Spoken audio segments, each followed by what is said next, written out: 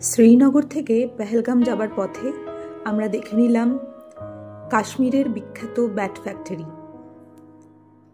এই bat factory থেকেই সারা দেশে ব্যাট সাপ্লাই করা হয়। এখানে সুন্দরভাবে কাঠগুলো সাজানো আছে, কাঠের গুঁড়ো পড়ে আছে। বয়স্ক মানুষ কাঠের কাজে সাহায্য করছেন, বাচ্চারা দেখছে ঘুরে ঘুরে।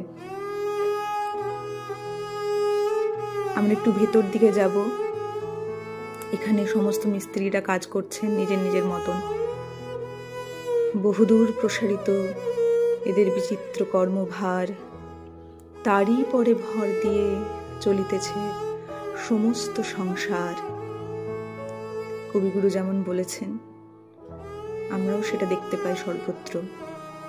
কাশ্মীর টু কন্যাকুমারী, কোথাও আলাদা কিছু নেই, সর্বত্র এক, সর্বত্র শুধু কাজ। এবার আমরা দেখব সেই ফ্যাক্টরির পাশেই একটি ব্যাটের দোকান, যেখানে নানা রকমের ব্যাট সাজানো রয়েছে। আমরাও এই দোকান থেকে সুভেনির হিসেবে একটা করে ব্যাট কিনে নিয়েছি।